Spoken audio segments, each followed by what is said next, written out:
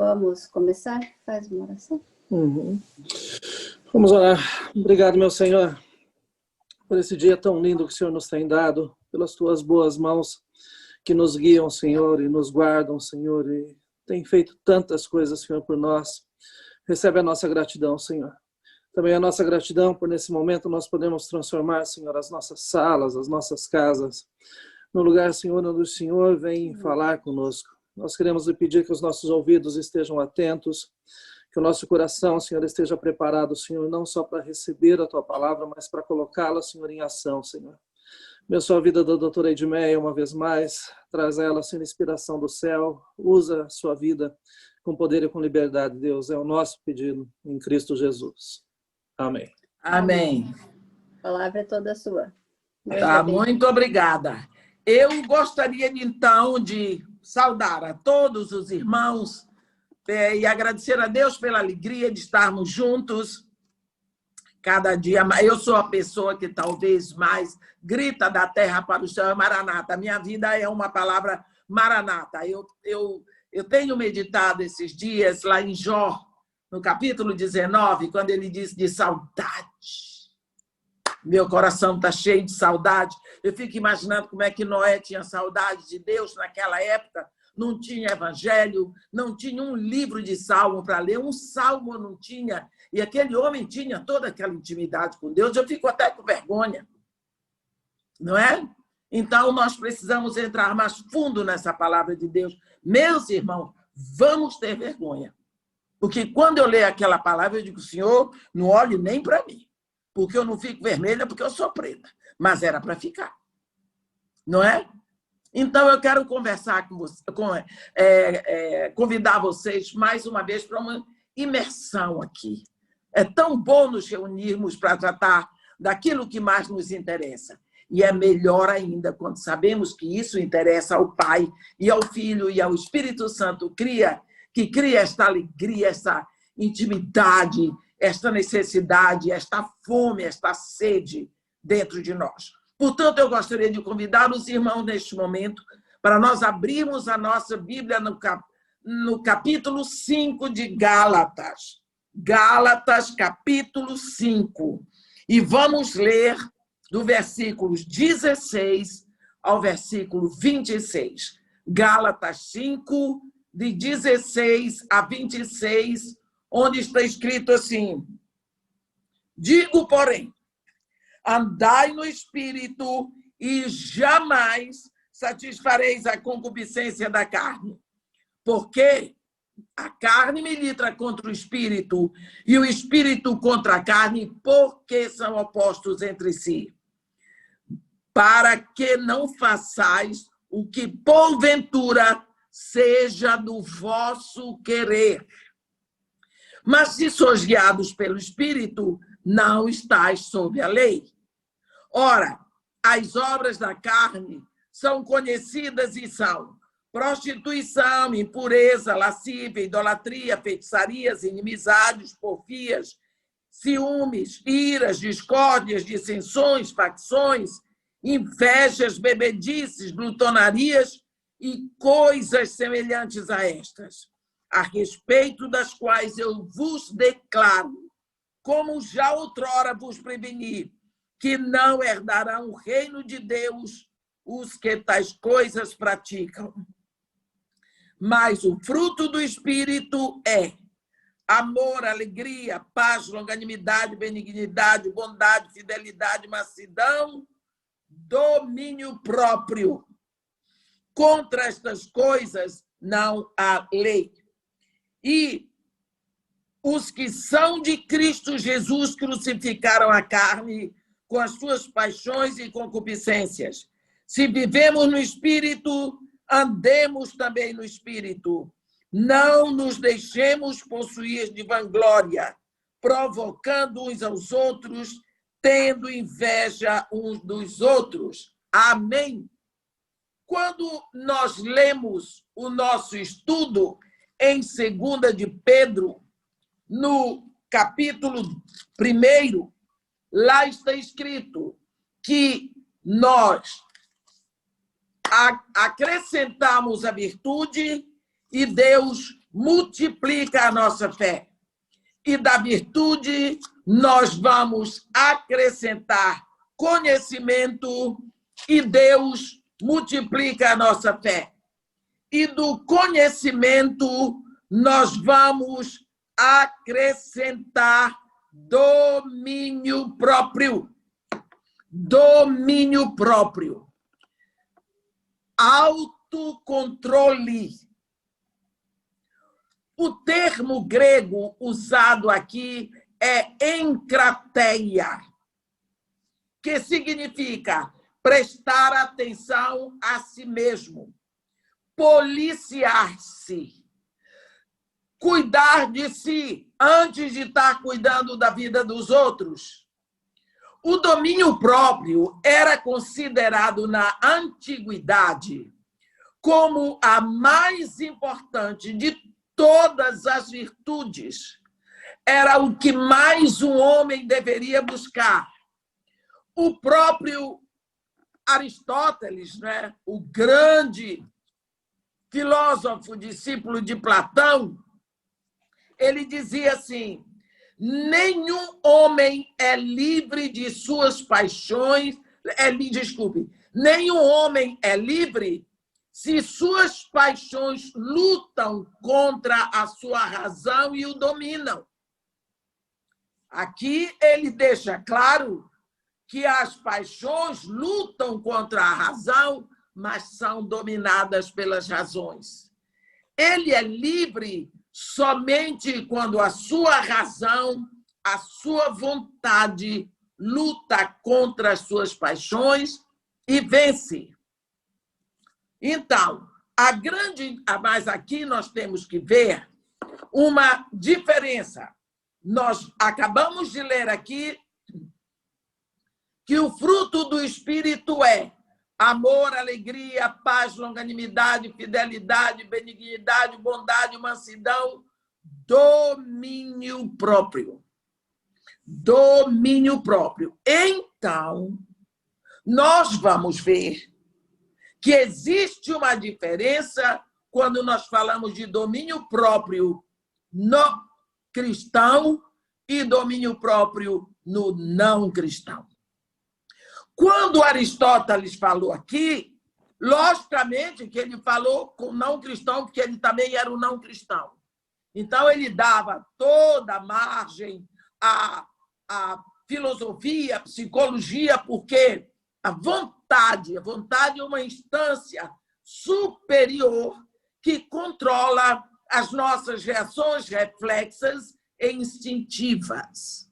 Mas nós vamos observar que uma vez que nós nascemos de novo, uma vez que nós temos o Espírito em nós, esse Espírito vai produzir um fruto. E nesse fruto também está o domínio próprio.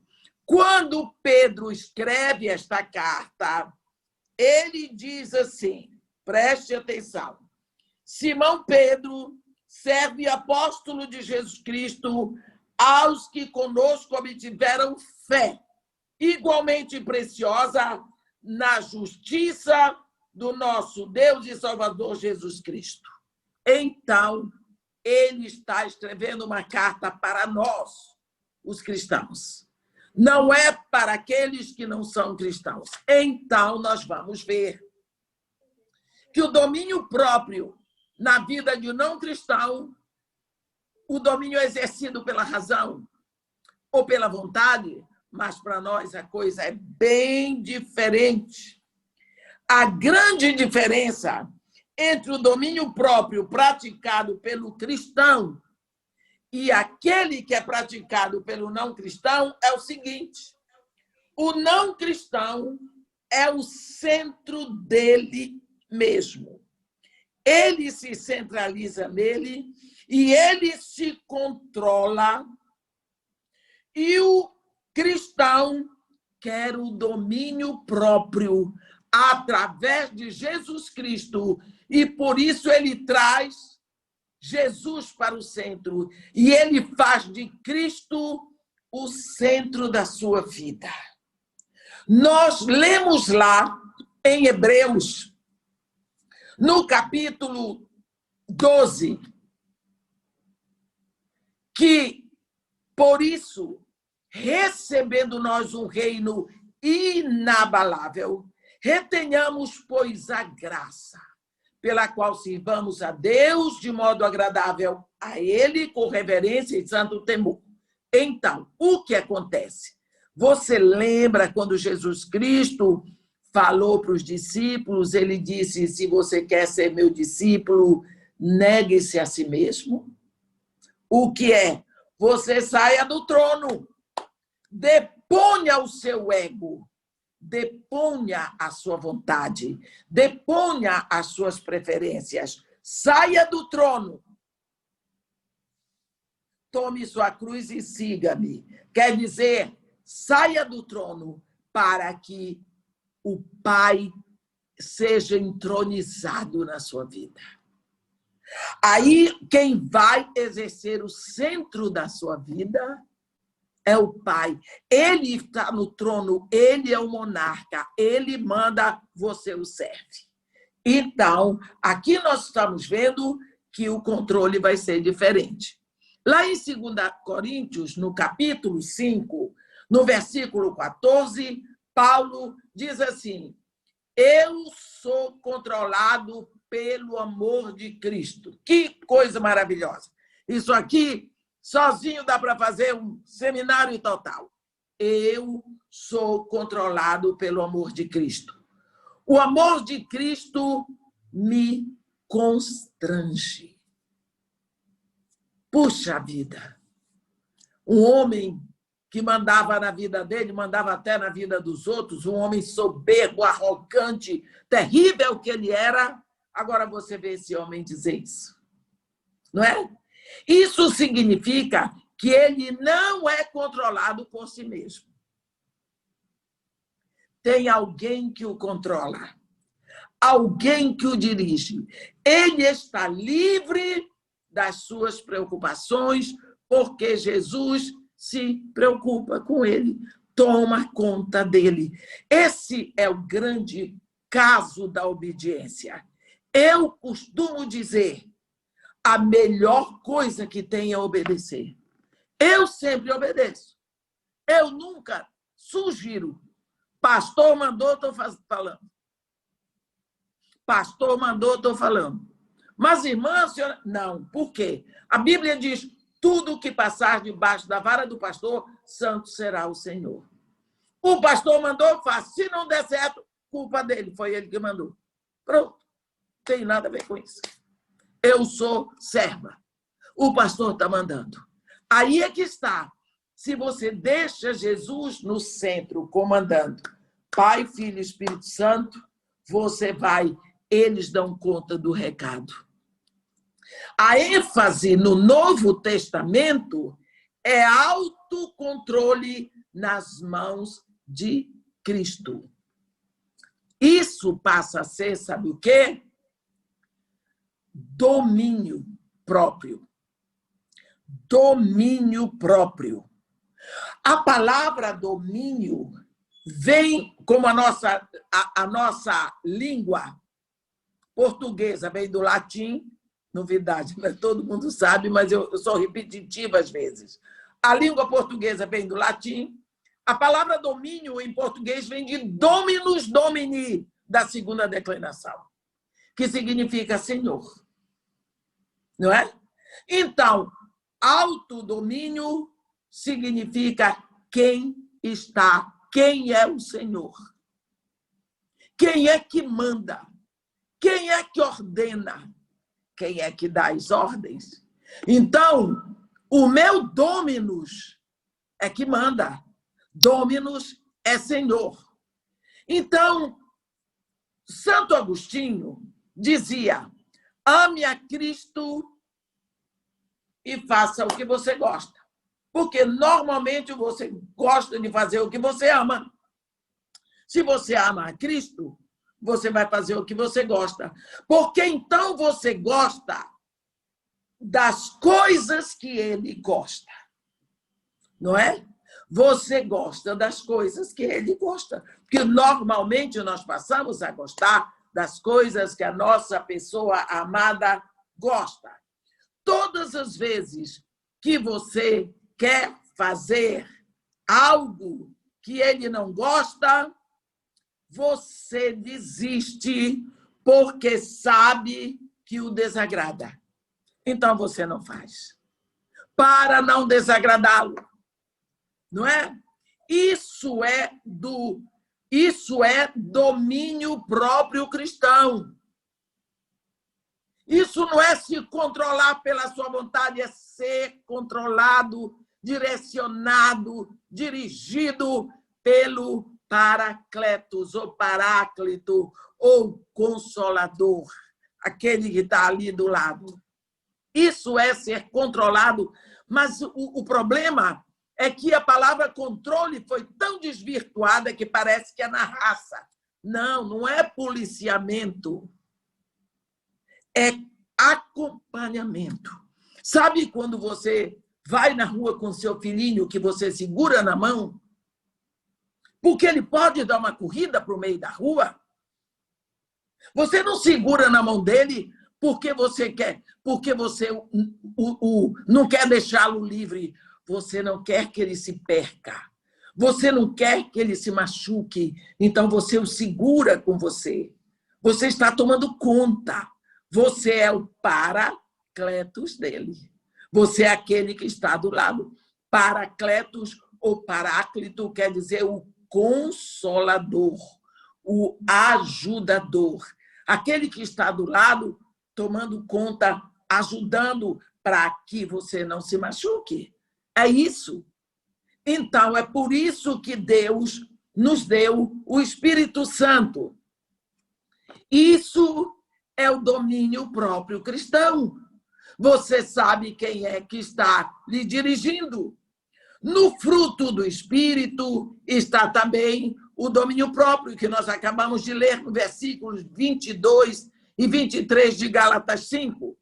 O único modo de sermos pessoas éticas é escolhermos a nossa causa e servi-la.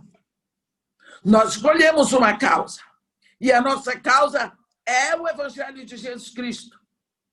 É sermos loucos, porque o Evangelho é uma loucura, não é? A lealdade central coloca tudo o resto no plano secundário como subordinado. O nosso foco, a prioridade é Jesus. É tão difícil as pessoas entenderem a prioridade. Por quê? Porque são completamente desorganizadas. Prioridade é prioridade. É botar em primeiro lugar aquilo que ocupa primeiro lugar. Nós temos uma dificuldade aqui no Brasil, as pessoas não cumprem horário. A gente marca para 7 para elas pode ser 7h10, 7h15, 7h20. Se tem uma coisa que eu tenho que aprender, é ouvir desculpas. Eu chego no aeroporto, a pessoa que mandou a passagem para mim, ela diz, irmã, o seu avião vai chegar, eu sei, vai chegar. O avião não teve atraso nenhum, eu cheguei e fico lá esperando. Depois de um tempo, eu ligo para a pessoa. Ah, eu estou chegando. Espero. Se eu queria saber mais ou menos que hora você chega para ver se eu posso sentar. Aí, quando a pessoa chega, ela tem uma resposta, irmão, o trânsito estava... Você não sabe que o trânsito é difícil nas grandes cidades? Você sabe que o trânsito é difícil, então, por que sair em cima da hora? Porque a sua prioridade não é receber bem o outro. O dia que essa for... Só que você não sabe que você está fazendo o trabalho de Deus. E a Bíblia diz, maldito aquele que faz o trabalho do Senhor relaxadamente. Eu tenho horror disso. Chega-se na igreja, o culto está marcado para 7h30. A gente marcou 7h30 para começar 8. O que é isso? Começa no engano. Agora nós vamos esperar o culto. Tem mulher que não pode chegar em casa tarde porque o marido não é crente. O marido está lá em casa. Mas nós não temos responsabilidade, porque nós não temos prioridades. Ou aquilo que devia ser prioritário está em segundo, terceiro lugar. Mas dentro dessa escala que Pedro está nos ensinando, aqui na segunda carta de Paulo, está uma questão de prioridade. O reino vem antes, o monarca vem antes, o dominus, o domínio, o senhor vem antes. É autodomínio, ele domina, ele é o senhor, é ele que está em primeiro lugar, já não sou eu. Como Paulo diz, já não sou eu quem vive, é Cristo que vive em mim. E este viver que eu tenho hoje na carne, vivo pelo meu Senhor, que me amou e se entregou por mim. Então, nós precisamos saber que, primeiro, a causa vem em primeiro lugar e você em segundo. A sua causa, a causa do reino é em primeiro lugar. Nós estamos em segundo. E se a nossa causa é Cristo, se a nossa causa é o Evangelho, nisso nós encontraremos alegria. Encontraremos alegria de servir. Encontraremos alegria de estar em segundo lugar. Assim como você, mamãe, tem o maior prazer de acordar durante a noite para cuidar do seu filhinho que estava doente, para poder dar o remédio dele na hora certa. Porque é difícil acordar durante a noite? É difícil levantar para dar? Sim. Mas você tem prazer porque você ama aquele filho e sabe que aquilo vai fazer diferença para a vida dele. Assim, tudo aquilo, todo o sacrifício que podia ser pesado, deixa de ser pesado, porque você está fazendo para alguém que você ama. Esse é o grande caso do amor. Se o amor é o princípio de tudo, faremos tudo tendo o amor em primeiro lugar. Uma pessoa que ama o álcool, quando encontra Cristo, põe Cristo em primeiro lugar. O amor a algo desce do topo para o segundo. Cristo o fortalece e o amor ao álcool é completamente enfraquecido porque o amor a Cristo está acima. O que acontece? Eu continuo gostando do álcool, mas eu amo a Cristo. E como Cristo não quer que eu beba, eu quero beber, mas eu prefiro fazer a vontade de Cristo. Porque eu gosto de beber, mas Cristo não gosta. Então, eu prefiro fazer a vontade de Cristo do que a minha. Você está entendendo o que é autodomínio? É colocar o dominus, o Senhor, em primeiro lugar. Lá, em Filipenses 4, no versículo 13, está escrito: posso todas as coisas naquele que me fortalece. O que significa?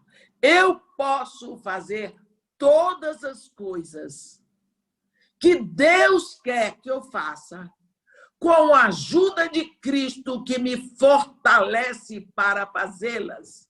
Porque é Ele que diz lá em João 15, sem mim nada podeis fazer. Parece que existem degraus de conversão, degraus de entrega a Cristo, e nem todos se entregam completamente até o último degrau. Porque o que aconteceu com o homem que acabei de falar não acontece com todos, mas o Cristo é o mesmo, o seu poder é o mesmo. O poder é o mesmo, mas nós não somos iguais. Existem pessoas... Eu me lembro de uma mulher tão linda, tão querida, numa igreja que eu ia, numa dessas igrejas que eu prego. E ela, aquela mulher, todo mundo via, você sabe como é brasileiro, né? E vou dizer uma coisa, com corona ou sem corona, o povo está abraçando. E vem, abraça e fala, e eu fico no meio do povo. Porque eu sei que eles não estão vindo me abraçar porque eu sou Edmeia. Eles estão vindo me abraçar por causa da palavra que eu prego. Porque se o outro pregasse, eles iam para o outro e iam esquecer de mim. Não é? Então, não é por causa de mim. Essa mulher vinha perto de mim, chegava perto na porta, eu me lembro que ela fazia assim. Uma vez, acho que era a 4ª vez que eu ia lá, ela sempre levava um presente para mim, ela era muito querida. Eu ia perto dela, a mulher chegava para trás. Eu pensei, essa mulher sofreu abuso. Você sabe como é a mente da gente, né? Mas, aí um dia, eu disse para ela, fulana, eu preciso falar com você. Eu nunca mais vou aceitar um presente seu se você não me der um abraço. Ela olhou assim e parou. Eu disse, como é? Você vai deixar de dar o presente? Eu quero receber seu presente, mas eu quero um abraço seu. Porque não é possível. Eu tomo banho, boto roupa limpa, ponho perfume do bom. Venho para cá e você é a única pessoa que não me dá um abraço. Ela abaixou a cabeça. Ela disse, eu preciso falar com a senhora.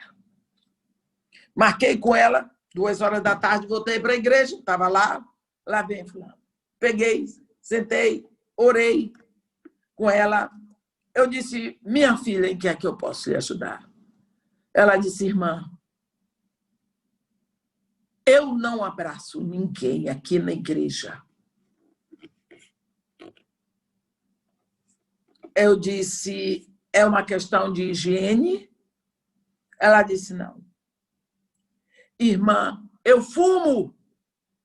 Mas quando ela disse aquele eu fumo, com tanta raiva, e ela chorava. Eu fumo. Eu disse, eu não tenho nada a ver com seu cigarro. E por que eu tenho que pagar o preço? Eu quero um abraço seu. Seu cigarro que vai para a droga, eu quero o seu abraço. Se você fuma, se não fuma, eu não quero saber. Ela tomou um choque. A senhora não se importa? Eu disse, não, meu filho, o pulmão é seu. O pulmão é seu. Eu não tenho nada a ver com isso. E agora me conta o resto. Me conta por que você não me abraça. Irmã, por causa disso, não acredito. Resultado. Eu orei com essa mulher, ela chorou tanto. Eu disse para ela, expliquei para ela. Eu fiquei até 5h da tarde com ela. Depois de 2 anos, ela tinha parado de fumar. Olha, mas ela é filha de Deus, convertida. E fumava. Tantas coisas saíram da vida dela. Mas o vício do fumo ficou. Tem pessoas viciadas em tantas outras coisas que são tão bem aceitas na igreja. Agora, eu vou dizer que uma pessoa não é salva porque está fumando, coitada dela que está sofrendo. Não quero incentivar ninguém a fumar nem a beber. Eu só quero dizer que a sua salvação, eu sempre dou um exemplo como um prédio que você vai implodir. Da primeira implosão, cai tudo. Depois que passou a fumaça da poeira, você vai ver que tem umas pilastras que ficam. São aquelas pilastras mais resistentes. E os engenheiros vão ali, depois, posteriormente, põem umas bananas de dinamite, ali depois implosão em cada uma delas. Assim na nossa vida, a primeira implosão é o momento que nós nos rendemos a Jesus. Nos entregamos de todo o nosso coração, somos filhos de Deus, Ele nos dá o seu Espírito, o nosso nome está escrito no livro da vida do Cordeiro. Mas existem áreas de resistência que vão sendo implodidas uma a uma pelo resto da nossa vida. Você lembra de Pedro? Quem diria? Aquele Pedro que fez aquele sermão com 3.000 conversões de uma vez só. Aquele homem que na porta do templo chamada Formosa virou para os coxo de nascença e diz: ouro e prata eu não tenho para te dar, mas o que eu tenho eu te dou em nome de Jesus Cristo. Levanta, pegou, não me levantou, entrou com ele e outras coisas mais. Este homem era preconceituoso, foi preciso o Espírito dar para ele uma visão em êxtase, daquele lençol que vocês conhecem, com todo tipo de animal que come, porque ele era preconceituoso. Tá vendo? E os outros também. O que eu quero dizer para você é que existem algumas áreas da nossa vida que vão sendo tratadas, graças a Deus. Eu ouvi uma vez uma pessoa dizer que Deus nos tira do mundo, mas o Espírito vai tirando o mundo de dentro de nós, pouco a pouco. Tá vendo? Então, é assim, você vai cedendo o lugar para Cristo e você vai aprendendo a viver para o prazer dele. Que coisa linda! Ali, às margens do Jordão, quando Jesus Cristo sai do Jordão, todo molhado, a Bíblia diz que ele chegou às margens do Jordão e orou. E o pai disse: este é o meu filho, em quem eu me comprazo.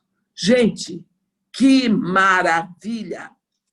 Nós precisamos saber que tem coisas que nós gostamos, mas que Jesus não gosta. Então, nós deixamos de fazer. Porque eu gosto, mas o Senhor não gosta. Eu preciso fazer a sua vontade. Me ajude, me fortaleça.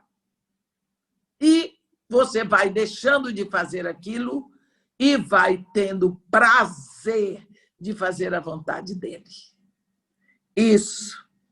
O Dominus, o Senhor, vai ocupando o centro.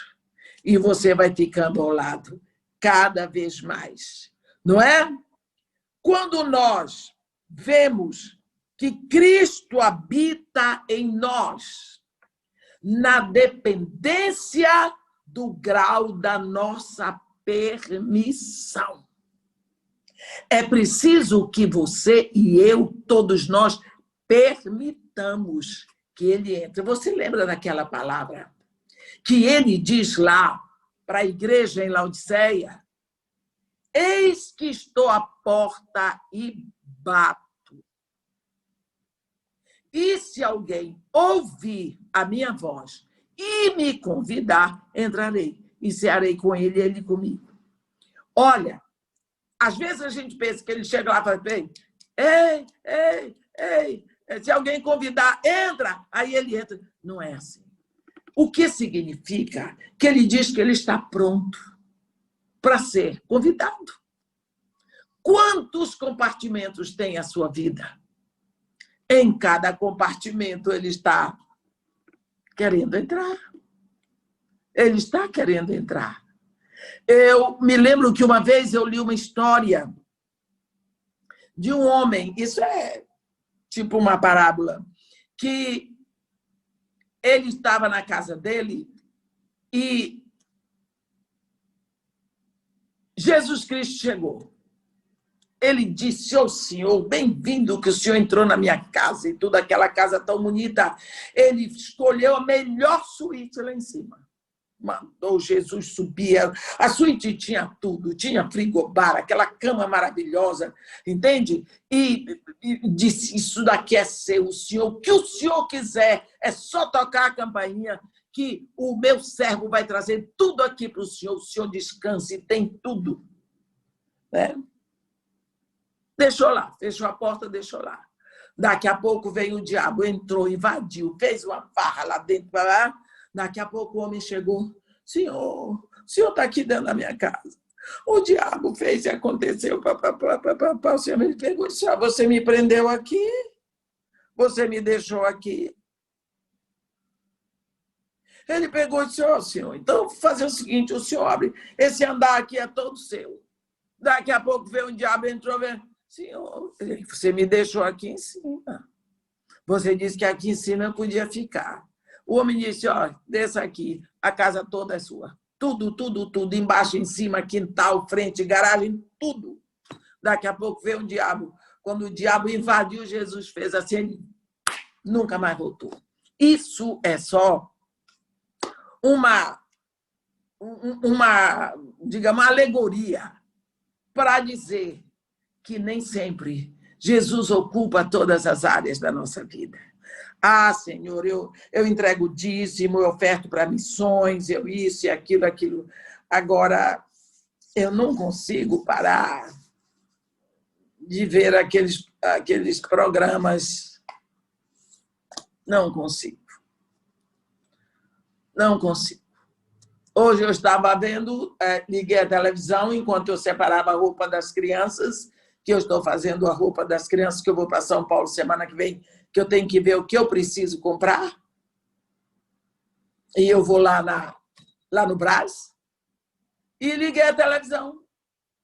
Tem um programa que é 4 mulheres e um marido, são 4 esposas, eles têm filhos. Mas eu disse, não é possível.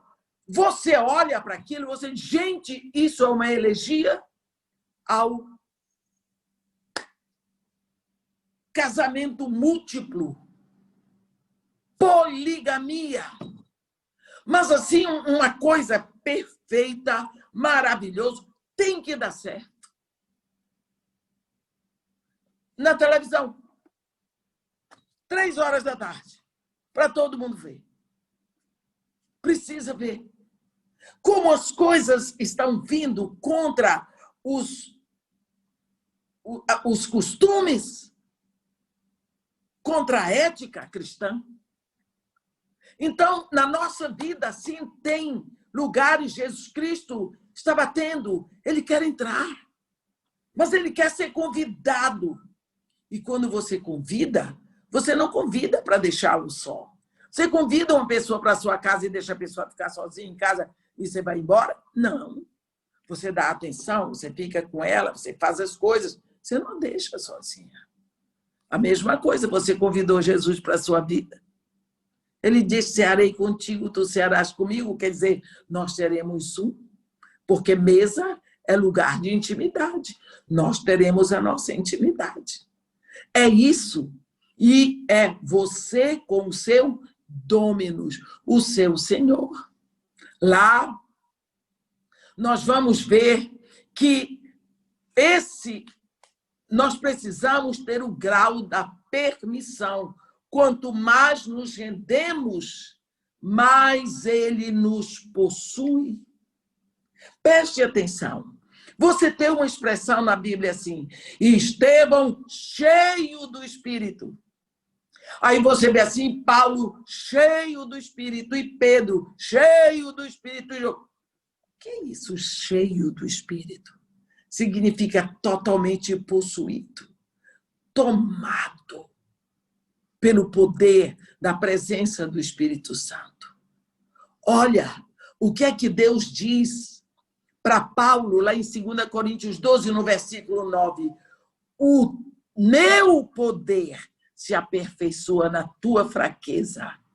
Quanto mais tu és fraco diante de mim, quanto mais tu és maleável, quanto mais tu és submisso, na tua submissão, o meu poder te domina, te dirige, te impulsiona, te guia. É isso O autodomínio é para você conhecer cada vez mais, aquele que é o seu dono. Uma coisa é você dizer, não, eu me rendi a Jesus, mas ele é o seu dono. Ele é o seu proprietário. É? Ele lhe possui, você é a possessão dele. Você não é possuído por ele, mas você é a possessão. Ele lhe comprou, você é o bem dele. Você é a herança dele para Deus. Porque Deus recebe dele uma herança, o que é? Toda a humanidade rendida ao seu sangue. Você é a herança de Cristo para Deus. Vê que coisa. Vê que maravilha. A nossa herança é Deus. Mas Deus nos quer como herança dele. É o que o filho chega, eis-me aqui, ó Pai, e os filhos que me deste. Esta é a minha herança, meu presente para ti, ó Pai. É você, viu? Então é preciso que você saiba que você tem um dono. Isso significa autodomínio. É você conhecer cada vez mais aquele que lhe possui, que é seu dono, que lhe comprou. A nossa vontade não age no vazio. Ela está sempre presa ao a algo da nossa afeição. A nossa vontade está presa ao objeto do nosso afeto, não é? Nós fazemos as coisas preocupadas com aqueles que nós amamos. Toda a nossa vida é dirigida nisso. Toda a nossa vida é dirigida nisso. É tão ofensivo. Essa semana eu fiquei tão ofendida quando uma pessoa disse assim, mas por que a senhora tem que ir a São Paulo no telefone para comprar roupa para as crianças? Eu disse para ela, porque aqui as roupas foram assim, triplicaram o preço, e roupa infanto-juvenil está muito cara no Brasil, isso já vem uns 4 anos assim, que vem subindo. Mas, em vez da senhora dar roupa, porque a senhora não foi, disse assim, escuta aqui, se eu não der a roupa, quem é que vai dar?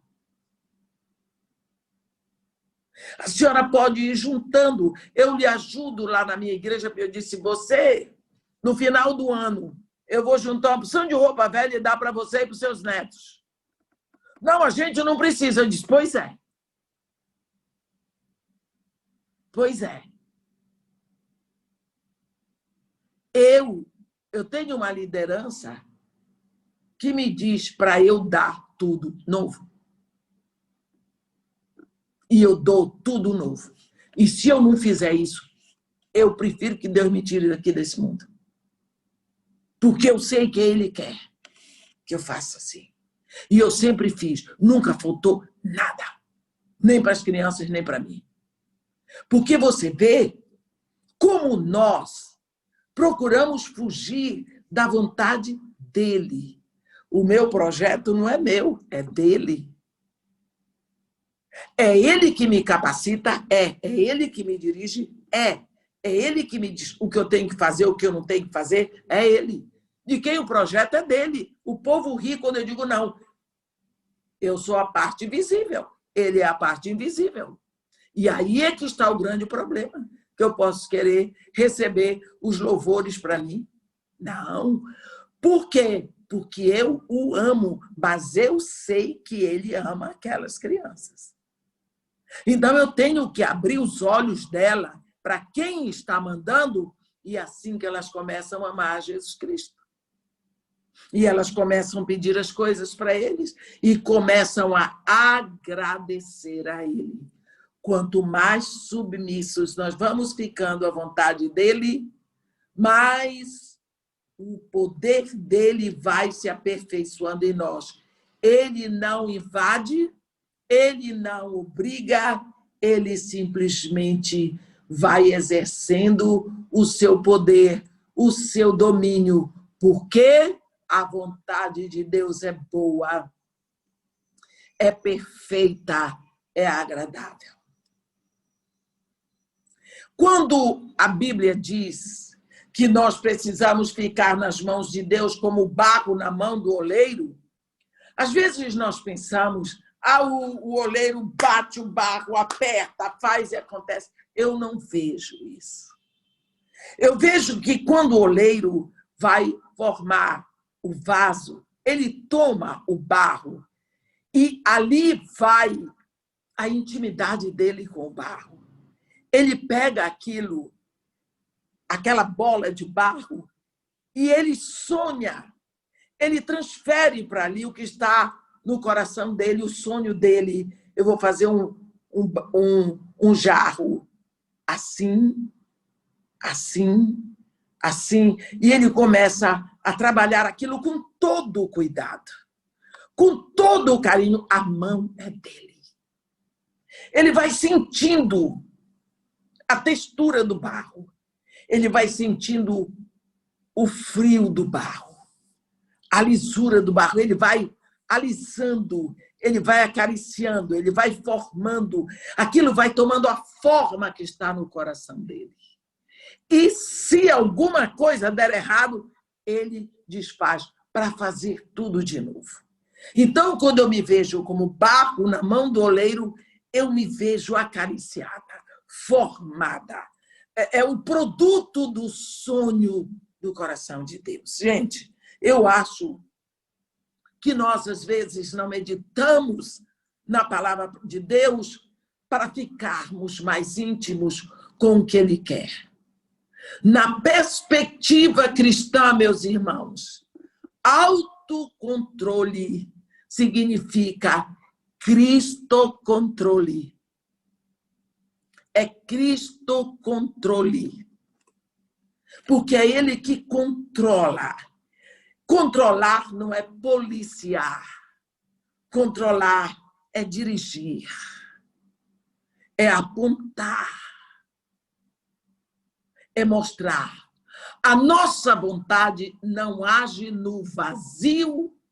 Ela está sempre presa a algo da nossa afeição. Então, se o nosso coração está em Cristo, a nossa vontade vai ser dirigida para fazer o que o agrada. Sempre.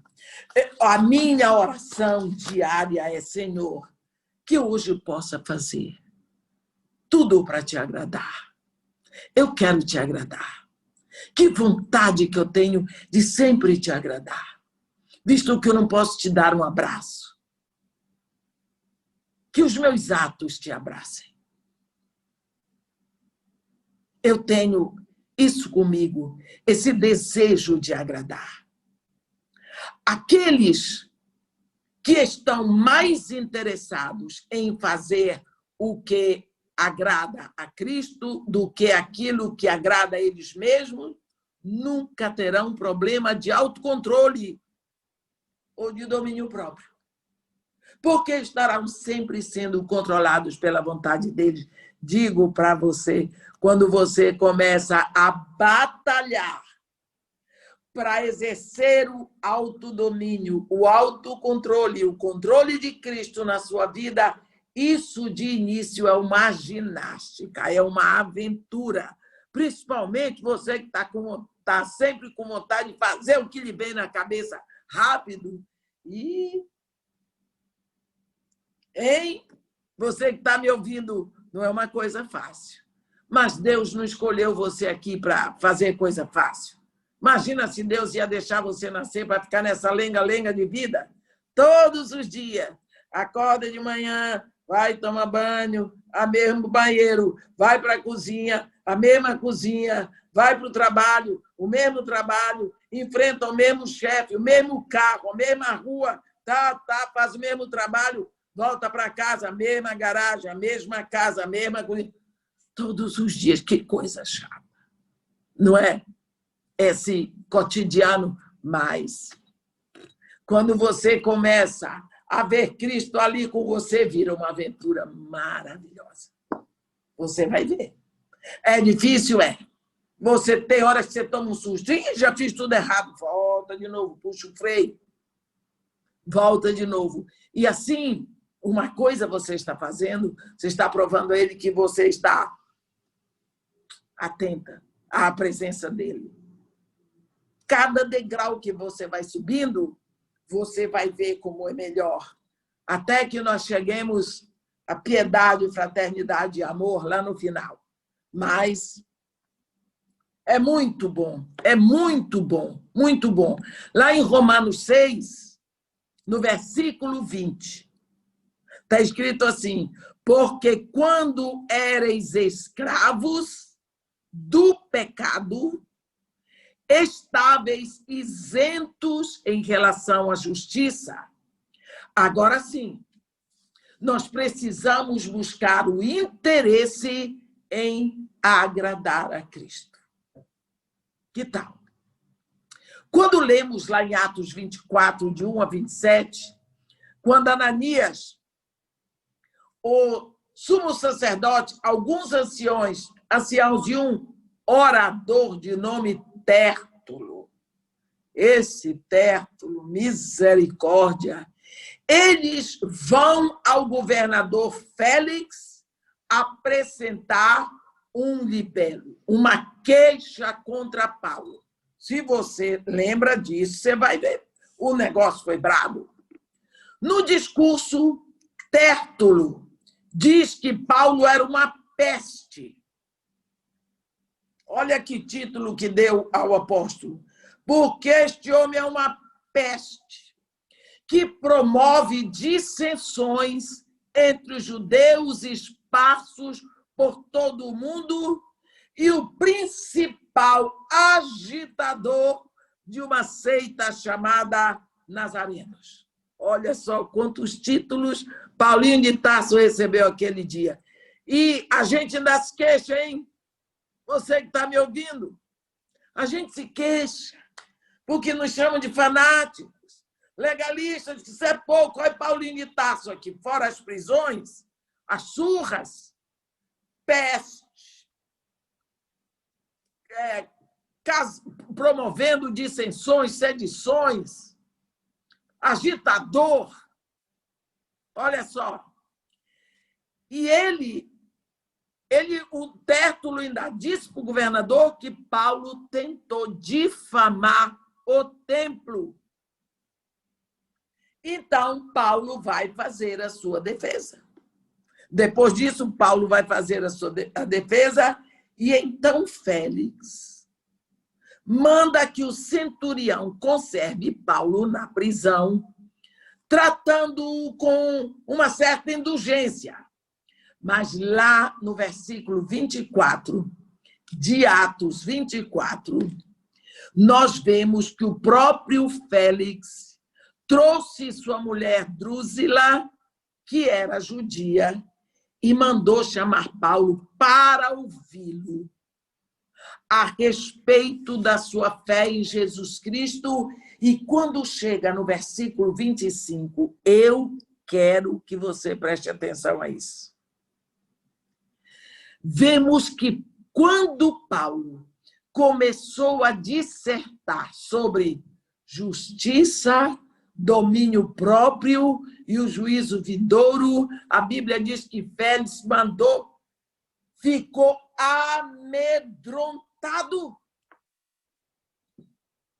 Félix ficou amedrontado e disse: por agora pode retirar-se e quando tiver vagar, chamar-te-ei.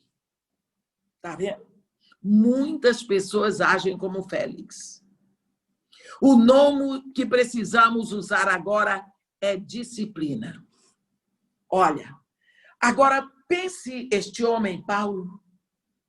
A cabeça dele estava a prêmio. O governador chega lá com toda a autoridade, manda chamar Paulo, porque eu quero ouvir a respeito da fé dele em Jesus Cristo. Paulo podia ter feito como muitos dos nossos líderes modernos, falar uma opção de coisa bonita e contar umas piadinhas evangélicas para agradar o homem. Não. Paulo não podia perder a oportunidade. Olha o que ele falou. Olha o que ele falou. Domínio próprio, juízo vindouro e justiça. O que ele estava dizendo? Justiça, retidão, sangue de Jesus. Domínio próprio, ele estava dizendo quem é que manda. Não é César, não é Herodes, não é Félix, não é Pilatos, não é ninguém. É o Dominus, o Senhor. E julgamento. Juízo vindouro, ele estava dizendo, vai ter juízo sim. Félix disse, não quero mais ouvir, chega por aqui, outra feita eu te ouço, mandou embora. Por quê? Porque são 3 assuntos sérios. Sérios. Félix tinha que saber quem é que manda. É Dominus, domínio próprio. Muitas pessoas hoje são assim, não querem ouvir falar sobre isso, que pregação chata. Esse é um dos postos que foram entulhados para a igreja. Hoje, pelos filisteus modernos, não falam de ira de Deus, não falam de domínio próprio, não falam de juízo vindouro, não falam da justiça, não falam de arrependimento. Por quê? Entulharam isso tudo, com medo que a igreja fique vazia. O nome que nós precisamos usar aqui é disciplina. Para subir como cristão, nós precisamos de disciplina. Não há liberdade aonde não há disciplina. Não há liberdade. E liberdade não é o direito de fazer o que queremos. Liberdade é o poder de fazermos o que devemos fazer. E não há liberdade sem domínio próprio. Porque nós somos livres para fazermos o que é certo, porque quem é livre faz o que é certo. Mas quem é livre e vai roubar é escravo do roubo. Quem é livre e vai matar é escravo do crime. Quem é livre e vai trair é escravo de suas próprias paixões. Então, ser livre significa escolher o que é certo. E essa verdadeira liberdade, só quem tem é o cristão. Quando tentamos ser livres sem a disciplina, é como você deixar um barco livre no mar, solto nas ondas, sem o remador. Está livre o barco nas ondas do mar, para ir onde quiser, até para se arrebentar num rochedo. Está livre nas ondas, até para se arrebentar. Isso é liberdade. Lemos lá em Provérbios 25, no versículo 28, como cidade derrubada, que não tem muros, assim é o homem que não tem domínio próprio. Como cidade derribada, que não tem muros, assim é o homem que não tem domínio próprio. Não houve, meus irmãos, nem haverá um grande homem sem o domínio próprio. Lá em Tiago 3, no versículo 8, ali está escrito, a língua, porém, nenhum dos homens é capaz de domar. É mal incontido, carregado de veneno mortífero, misericórdia. O irmão Tiago estava passando um momento aí, né? A língua é o membro mais indisciplinado do corpo. Não tem osso. A língua é o membro mais indisciplinado do corpo. Existem 3 estágios. 3 estágios envolvendo a comunicação verbal. O impulso, a consideração e a fala. Primeiro você tem impulso para falar, você considera e aí você diz. Enquanto não saiu da sua boca, não tem problema. Infelizmente, muitos suprimem o segundo. Eles sentem o impulso e vão direto para a fala. Eles não passam pela consideração. Antes de falar, você tem que considerar. Tem tanta coisa sobre isso na Bíblia, principalmente em Provérbios, Guarda tua língua dentro da boca, evitarás dano para a tua alma. As palavras são de prata, mas o silêncio é ouro. Com as tuas palavras serás salvo, com as tuas palavras serás condenado. A vida e a morte estão no poder da língua. Você está vendo? E tem muito mais. Então, você tem que ter um impulso, você considera, segura no impulso. Aí você fala. Mas antes de falar, você tem que pensar. Quando nós estamos nos esforçando para ganhar domínio próprio, para fazer pausa entre o impulso e a fala, nós nos entregamos à consideração ou deliberação. A deliberação é o momento em que nós analisamos os prós e os contras daquilo que nós vamos falar. O nosso grau de autocontrole vai governar o tempo da pausa no estágio da consideração. Cuidado com pessoas que exigem de você uma resposta decisiva e imediata. Ó, fulano, eu tenho alguma coisa assim, e assim, você pode fazer? Eu tenho ensinado isso para o meu filho o tempo todo. Diga que é a sua mulher que manda, já que você não tem coragem de dizer que você vai orar. Diga, não, quem tem que falar é minha mulher. Não tenha medo de dizer que sua mulher que manda, ela que manda mesmo. Não sei qual é a mulher que não manda. Ela pode até fazer de conta que não manda. Mas mulher é mulher. É ela que chega lá, dá o jeitinho dela, né? Então, não tome decisões apressadas. Por quê? Você tem que levar ao Dominus. Pesar lá com ele, Senhor, eu estou com tanta vontade de fazer aquilo, aceitar aquele convite, mas eu quero saber se o Senhor quer. Se vier a paz da resposta, tudo bem no seu coração, redondinho, obrigado, Senhor. Faça porque o Senhor quer. Cuidado com o espaço, impulso, consideração, fala. Se você parar aqui na consideração ou na deliberação, você chega lá. Se demorar muito, dá a impressão de indecisão, não é? Dá a impressão que você é indeciso, mas é melhor. É menos prejudicial você ser tomado por uma pessoa indecisa do que uma pessoa afoita que não perguntou ao seu Senhor.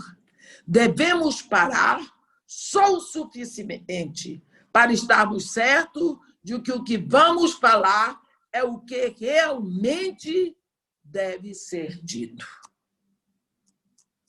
Porque nós temos um Senhor. A duração e o fortalecimento no tempo da consideração determina o grau da sua maturidade. Precisamos saber disso.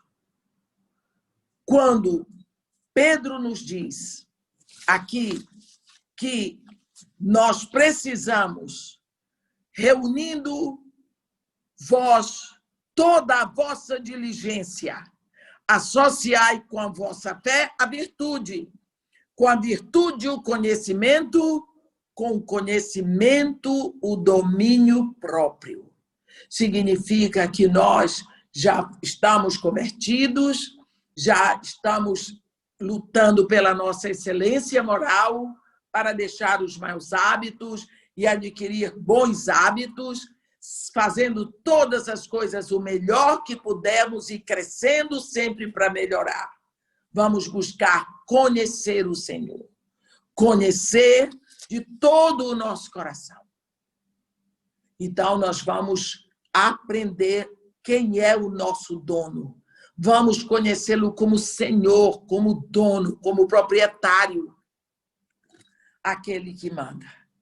Quantas vezes eu vejo as pessoas interessadas em aceitar Jesus como Salvador? Não. A salvação é consequência do senhorio. Se Jesus é o seu Senhor, ele lhe salva. Digamos que você, uma vez, o prédio aqui na frente, aqui casa a cobertura, começou a pegar fogo. E era de madrugada. E meu filho foi me chamar, e o que é, o que não é. Quando eu olhei, já tinham fechado a Avenida Copacabana, e tinha ambulância, e tinha corpo de bombeiro, e aquela confusão, e já tinha lá Rede Manchete, Globo e tudo mais. E eu vi, porque você sabe que aqui em Copacabana tem a grande maioria de velhinhos, descalços, as velhinhas de camisola, o velhinho de pijama, cachorrinho na mão, gato, o outro com gaiola de passarinho. Eu olhei, eu disse, meu filho, olha esses idosos. Eu nunca me vejo idosa, eu olhei para ele, olha esses idosos. Eles têm tantas coisas nos seus apartamentos. Eles têm álbuns do casamento deles. Há quantos anos atrás? Nascimento de filhos, de netos, formatura de filhos, casamento de filhos e até de netos. Quantos documentos eles têm? A história deles está no apartamento. Mas eles trouxeram o papagaio, o periquito, o cachorrinho, o gato. Sabe por quê? Esses animais têm dono. Esses animais têm proprietário. E só porque eles têm dono, o dono os salvou. O dono deixou tudo para trás, toda a história dele para trás, mas salvou o cachorrinho porque é dono dele. Se ele é dono, ele salva. Assim somos nós. Quando você se rende a Jesus, você se rende para ele ser o seu dono, o seu Senhor. Então, ele se torna o seu Salvador. Você lembra quando Paulo estava na prisão em Filipos, que o carcereiro disse que devo fazer para ser salvo? Ele disse, crê no Senhor Jesus. Consequências, serás salvo, tu e a tua casa. Primeiro, ele é Senhor. Você adquirir autodomínio é conhecer quem é que manda. Conhecer, desenvolver esse conhecimento de que você é comprado. Você pertence a ele. Você começa a desenvolver esta dependência de quem pertence. Já não sou eu quem vive, é Cristo que vive em mim. Ele está no centro, é ele que manda e eu obedeço. Amém? Que Deus nos abençoe e nos guarde. Que faça resplandecer o seu rosto sobre nós e tenha misericórdia de todos nós. Amém.